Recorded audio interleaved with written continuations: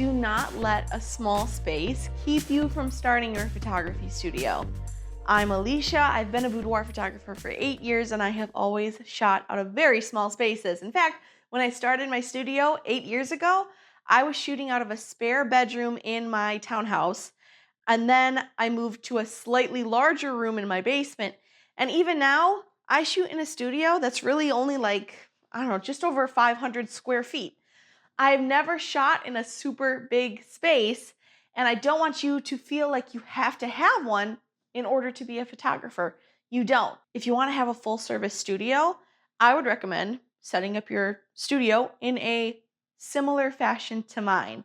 Here's what I've got. Here's what I like about it, and these are my recommendations then for shooting in a small space. If you want to be full service and photograph your clients while kind of giving them everything, you need to have a spot for hair and makeup. When I first started out and I was in that very tiny bedroom, hair and makeup was in the same place that I shot my clients. I had a table set up for hair and makeup and a bed set up for my clients, and that was all that I had to work with. I've got a little more space now, so I kind of keep the two shooting areas or the two working areas different, but I do have a spot set up for hair and makeup. And if you can utilize this as a shooting station as well. So yeah, hair and makeup gets done here, but you could potentially photograph clients here as well. I've done that. I know other photography studios, they do the same thing. So it's not necessarily wasted space. This can still be a shooting bay essentially for you. You're also going to need somewhere where clients can change privately. Now, in my case, I do have a bathroom where my clients can change, but you may not have a changing station kind of like this. In the past, when I was shooting out of my townhouse, I did have a small guest bedroom, or I did have a small guest bathroom where people could, use the restroom, but I had a wall divider set up in my studio that folks could go behind and change into their next outfit. So they had their little own space where they could change, and they knew I wasn't going to be coming back there. Same thing with the bathroom. It's their space. I don't come in there, but you definitely want some area in your studio, even if it's small, that feels like theirs. We don't want to be invading their space when they're changing. We want to give them room and time to get into their next outfit. So whether that's a bathroom or something that you set up, great. If you want to shoot outside, you can get changing pods. They're not very expensive.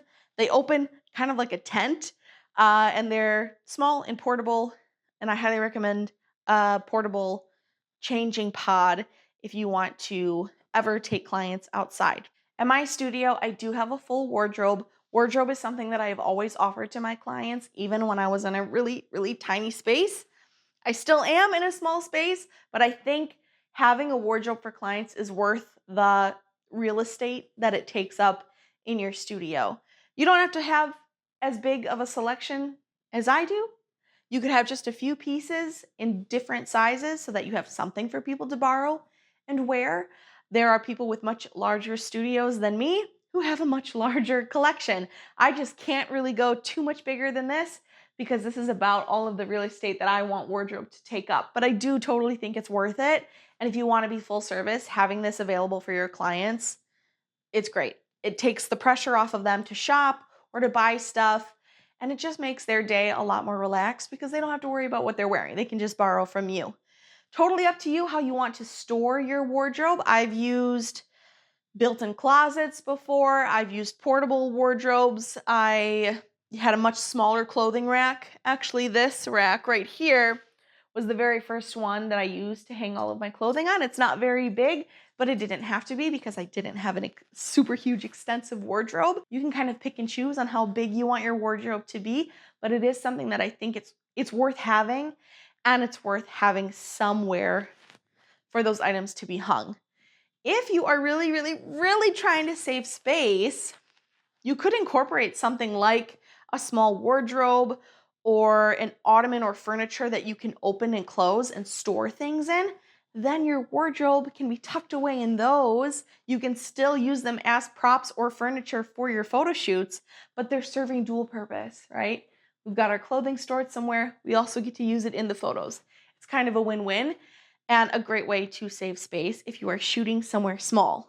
Even if you have a really small studio space, I would recommend having food or drinks somewhere. It doesn't have to take up this much space, but having even just a basket with snacks goes a long way. It makes your sessions feel a little more comfortable, a little more relaxed. It lets people know, hey, I understand you're a human, and if you get thirsty or hungry, I have something for you.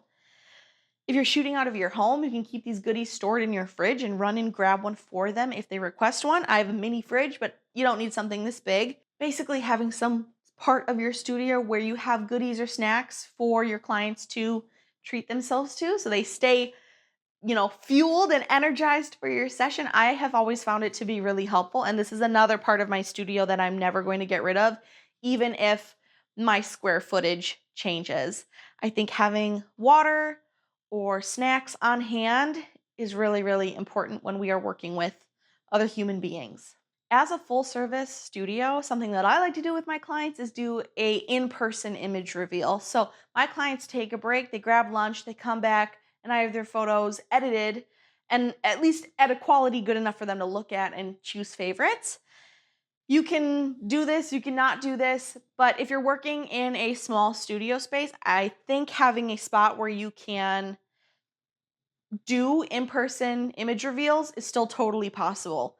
You can turn your hair and makeup section into where you do your image reveals, or in my case, I just have a desk. This is where my clients place all of their wardrobe when they show up. This is where I do my work. I mean, I film my podcast here, I film YouTube content here, but I have a second monitor where when they come back for their image reveal, I can work on my laptop and they can see exactly what I'm doing. And then they get to pick all of their favorite photos. So the desk area is definitely multifunctional in a couple of ways.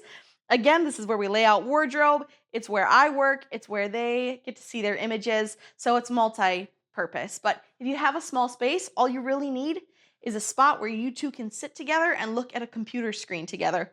That is all you need to do in-person image reveals. Now, in terms of the actual shooting space, this is way roomier than where I started, okay? Again, I was shooting out of a guest bedroom, a small bedroom in my house. There was a card table set up and an air mattress and a window. That was it. That was all I worked with. I didn't have all of this furniture and all of this space. And then when I moved into my larger studio, which was the basement of that house, I still had an air mattress set up. I had a chair and then a tapestry on the wall. And that was it. So you don't need a lot of stuff to start your studio. If you're doing just portraits, really what you need is some kind of chair or like something for someone to sit on and maybe different rolls of paper or different backdrops that you can hang up. That's all you need. If you're shooting boudoir, you need at least like a bed. That's really it. And I shot on an air mattress for like 4 years before actually getting a bed. So you just got to be creative and work with what you've got, okay? The air mattress is nice because it's lightweight, it's really easy to move, and I could get it out of the way if I wanted to shoot where the bed was and doing standing shots, and then I could just move the bed right back. So we just got to think outside of the box a little bit. Like I just mentioned, we also want to find things that are functional as well as pretty or cute, right? So all of my lighting equipment, extra batteries, merchandise, all of that is stored in here. And then if I still want to shoot here, as long as, maybe I take this white tank top and move it so you don't see it, but this is still totally an area I could shoot a client in. So we're getting double use. The same goes for this bench. I have a ton of bedding stored in here, and I use this for clients to sit on and shoot on all of the time. So I'm not buying things, or at least I'm trying to avoid purchasing things if they don't serve multiple purposes. Sometimes you can't really do too much about it. Beds are kind of beds, chairs are just kind of chairs. But I do also like to look for things that I can easily move around. That chair is super lightweight. My yellow sofa, super lightweight. So even though I have the piece of furniture set up, it doesn't mean it has to stay there. I move this chair around a lot. I move that sofa around a lot because I don't want to feel stuck in, oh, this is the layout and I can't change it, even though maybe a pose or an idea would work better with a different client. I feel locked in. I'm stuck in this small space. I can't move anything around. I don't like that. So my furniture needs to be accessible to all sizes of bodies, but also something that I can easily move around.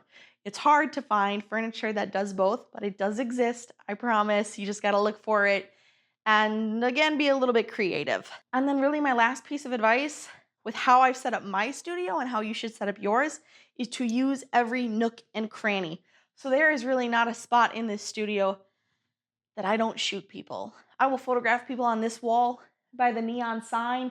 Even though my lighting is here, I just take it away. I set it up differently. I will photograph clients there. I have photographed clients here.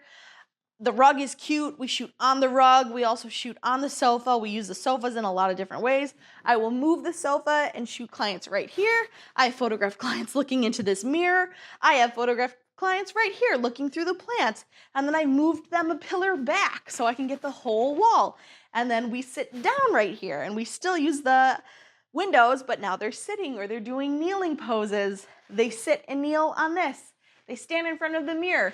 I love getting booty shots right here. I love shooting through this tree where I go back in the corner and photograph them through the tree. The bed is kind of the only thing that I don't really move around too much. It really just like stays in this area. And I don't really put clients back in that corner because the light is just not great. So that's kind of the only area of the studio that I don't use. But everywhere else, yeah, people are sitting and standing here. They're sitting and kneeling on this. This ottoman I will move and put over here so I can get silhouette and backlit shots. I put clients up against this wall. I move this lamp to kind of create this like spotlight effect on them. People hang out in this area. I shoot through the plants. I mean, I am constantly moving stuff around and putting people in different areas because if I have a small space, you better freaking believe I am using every single inch of it, including the most recent addition to the shooting space. I'll show you. So this wall was a spot in my studio where I felt like I was not using it to its full potential. I hated just having a chunk of wall that I was not doing anything with. And I knew that all of my metals were easy enough to take on and take off of the wall. So what could I do with this space? Well, I went to Home Depot and I bought a bunch of metal strips, which my wonderful husband screwed into the wall for me. There's 2 strips on the top. There's 2 strips on the bottom. Then I went out and I bought some very heavy duty magnets. And I use either paper backdrops or fabric, very like thin kind of fabric backdrops. And I can very easily clip them to the top and secure them to the bottom using those heavy duty magnets. And now I have a spot for backdrop photos. I push myself back into the wardrobe as much as I can. I bring my lights over here and I will have a client stand right here. And then I'll be right here. And we can get headshots, pretty much like knee up photos. I can get full body, but I have to sometimes extend the background in Photoshop. Lots of people do that. And now this space doesn't feel wasted anymore to me. So again, we just got to think outside of the box. When we're working in a small space, if you don't have 3 or 4 rooms to create 3 or 4 different sets, then we got to start thinking outside of the box on how we can create sets in kind of just one room. So I got my set here. I've got multiple spots in the main part of my studio that I consider sets. To me, that's a set. This is a set. This is a set. This is a set. This is a set. So even though it's one room, there's like 6 different places that I routinely shoot, not to mention all those other little spots that I just pointed out that I might tell a client to go and stand in front of, and we'll just take a couple of quick shots there. They're getting a ton of variety, like a ton. I can easily show 60 to 70 unique images after an hour of shooting in what, 350, 400 square feet? Maybe that's how big this part of the studio is. That's plenty. That's more than enough for a client to look at and to choose from. So don't feel discouraged by having a tiny shooting space. You can make it work, I promise. I started somewhere very small. I still am somewhere very small. And yes, I get a little jealous sometimes, and the imposter syndrome kicks in when I do see videos of these grand, amazing, huge spaces. But guess what? I don't live in a big city. Those big factories and those big buildings and those warehouses do not exist here. This is what I have. This is what I'm working with, and I'm going to make the absolute best out of this situation. I really like this space. The view is great. It's right downtown. Food and restaurants and all of that is within walking distance of here. My clients love it because it's very private. It's tucked away. There are plenty of pros, even if the one con is that it's small. We can make it work, right? I hope you got some ideas. You're ready to jump into your photography business. You're going to work in a space, even if it's smaller than you would like, because it's totally doable.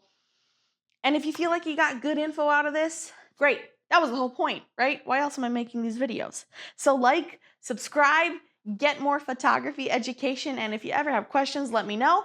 Otherwise, stay tuned because more videos like this are going to be coming, and I can't wait to share what I've learned in my 8 years of doing this with all of you. Bye.